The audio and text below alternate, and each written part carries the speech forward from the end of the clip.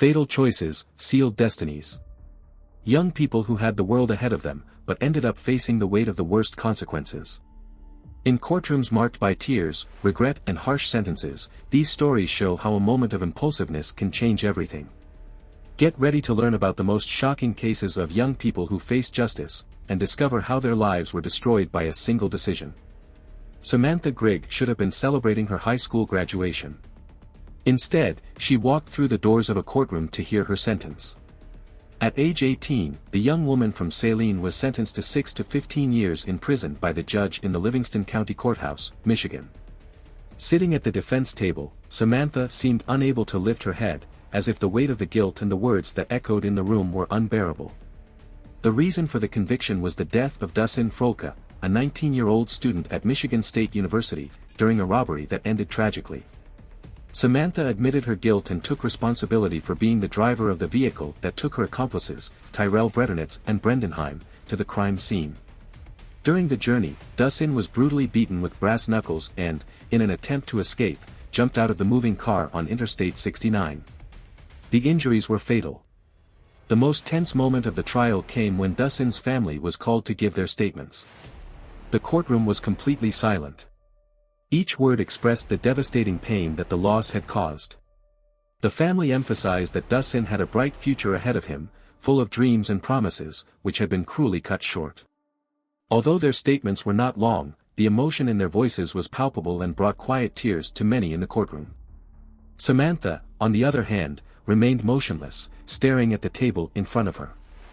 When given the opportunity to speak, she expressed her regret, but in few words. Her voice sounded shaky as she said, "I would like to apologize to Dustin's family. I can't turn back the clock, but I am deeply sorry for everything that happened." The judge, in a firm tone, announced the sentence. "The decision to drive that car resulted in a tragedy that changed lives forever, including yours. There are consequences for choices like that," she declared, making it clear that, even though she was not the perpetrator of the assault, Samantha's involvement in the crime was undeniable. Samantha Grigg was sentenced to 6 to 15 years in prison for manslaughter and unarmed robbery. Her accomplices, Tyrell Bredernitz and Brendan Heim, faced harsher sentences since they were directly responsible for the fatal assaults. When the trial ended, Samantha was escorted from the courtroom, with discreet tears streaming down her face. The courtroom returned to the sound of low murmurs, but the weight of Dustin's family's words still hung in the air, a painful reminder of the consequences of the choices made that fateful night. Before we continue with the video, please make sure you are already subscribed to our channel. Here, we bring you shocking stories about criminals who made history, and you don't want to miss any details of these narratives, do you? So, subscribe now so you don't miss out on more content like this. And of course, we are immensely grateful for following us on this journey. Sierra Halseth, 16, and her boyfriend, Aaron Guerrero, 18, were sentenced to life in prison for the brutal murder of Daniel Halseth, 45, Sierra's father. The crime took place in the northwest part of Las Vegas and left the local community in shock. Daniel's body was found dismembered and partially charred inside the garage of his own home on April 14, 4 days after the murder. Shortly after the murder, the couple tried to flee and were captured in Salt Lake City, Utah. During the trial, the case gained great public attention due to the extreme violence of the crime and the cold-bloodedness of those involved. Investigations revealed that, after the murder, Sierra and Aaron had recorded videos in which they spoke disturbingly about the murder.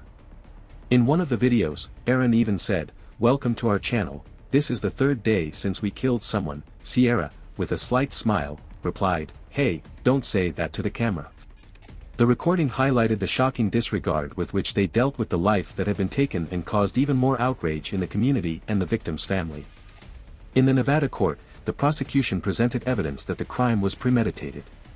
Reports indicated that Daniel had tried to separate the couple after discovering that they were planning to flee to Los Angeles. This family conflict, combined with the desire to stay together, would have motivated the murder. The brutality of the act, stabbing, dismembering and setting the body on fire, revealed the extent of the violence planned by the young men. During the hearing, the atmosphere was tense. The judge, in a firm and serious tone, announced that, despite the defendant's age, the consequences of their actions were undeniable. He highlighted the level of premeditation and the lack of remorse shown by the two young men. When passing sentence, he said, "You made decisions that stole a life and destroyed several others. Now you must face the consequences of those choices for the rest of your lives." Both defendants were sentenced to life in prison, with the possibility of parole only after 22 years. Aaron also received an additional sentence of 48 to 120 months, while Sierra faced a consecutive sentence of 24 to 60 months, related to crimes including arson and fraudulent use of the victim's credit cards. As the judge read the sentence, Aaron remained visibly dejected, showing no signs of reaction. Sierra, who had previously maintained a cool demeanor, began to show signs of emotional distress. Tears streamed down her face as she listened to every detail of the devastating impact of her actions being described. Daniel Halseth's family remained steadfast throughout the proceedings, but the weight of their pain was evident. In a statement after the trial, the victim's mother said, "Nothing can bring Daniel back, but today justice has been served. The pain we feel will never be erased." His words echoed around the courtroom, making it clear that for the family, the sentence brought only a small measure of relief from the irreparable tragedy. As Sierra and Aaron were escorted from the courtroom, the arrogance they had displayed earlier seemed to have completely disappeared. The weight of the choices they had made that fateful night finally seemed to bear down on them. The room returned to the sound of low murmurs, but the judge's speech and the family's grief continued to hang in the air, a grim reminder of how entire lives can be destroyed by a single act of violence. Aiden Fucci, just 14 years old at the time of the crime, was convicted of a brutal murder that left his community in shock, the murder of his classmate, Tristan Bailey, 13. The case gained notoriety not only for its extreme violence, but also for the callousness with which the young man committed the act. Tristan was lured by Aiden to a secluded, wooded area in Jacksonville, Florida, where she trusted him, unaware that she was walking to her death.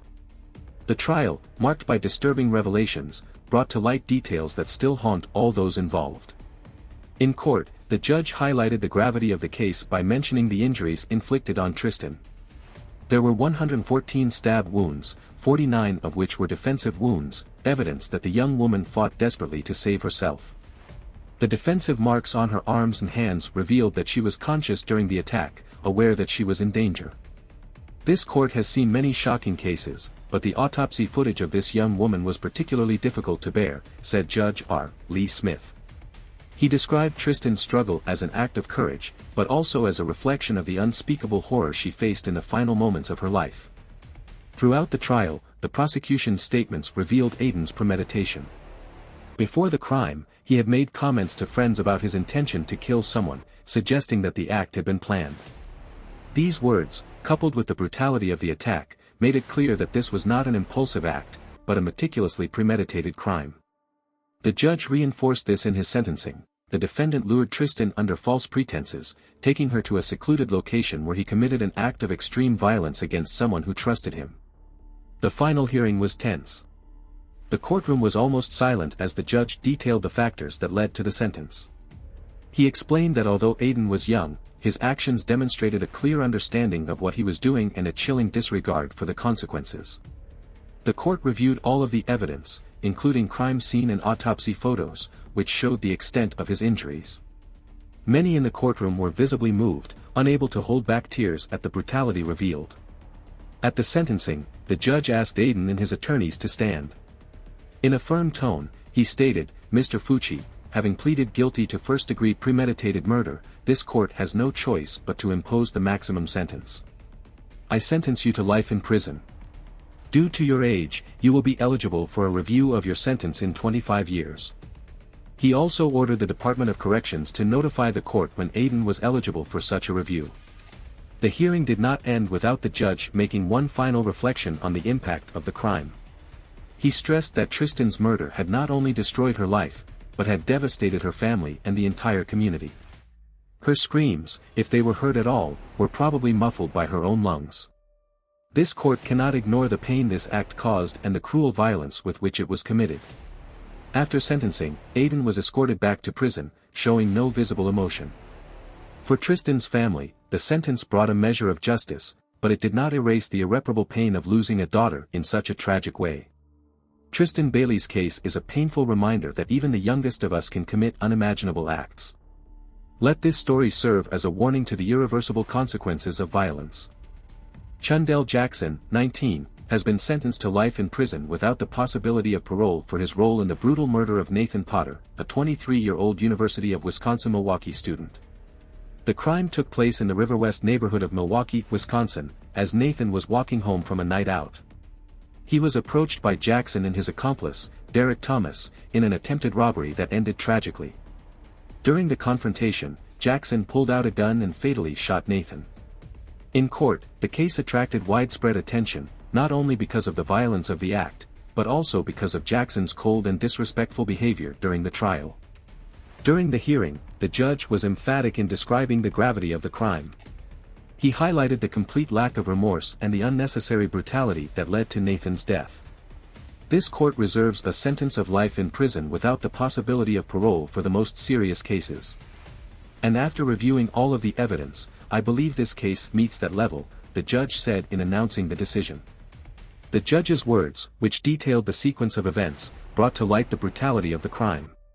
He emphasized that Nathan was killed without any chance of defense, being shot during a moment of extreme vulnerability. A young man with a promising future lost his life in an absolutely unnecessary way. This act demonstrated total disregard for human dignity, said the judge, looking at Jackson as he read the sentence. The moment the judge announced the sentence was marked by increasing tension in the courtroom. Jackson, who initially seemed indifferent, reacted violently after hearing the verdict. He stood up aggressively, hurling obscenities at the judge and staring at Nathan's family.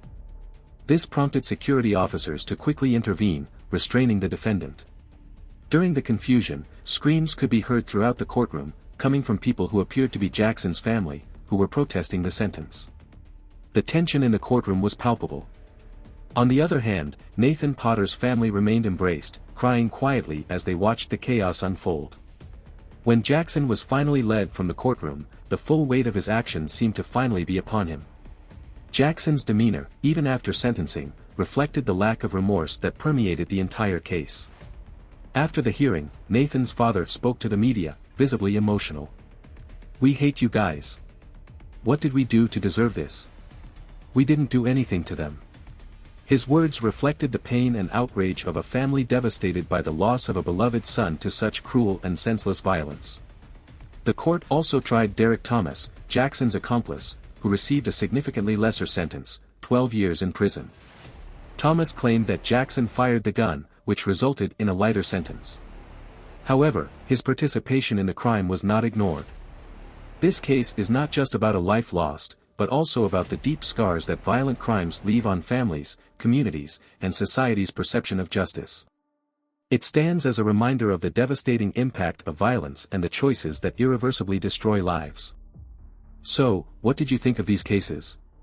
Leave your opinion in the comments, because we want to know what you think. If you liked the video, leave a like, this helps us a lot to reach more people. And, of course, don't forget to subscribe to the channel to see more content like this. Thanks for watching and see you in the next video.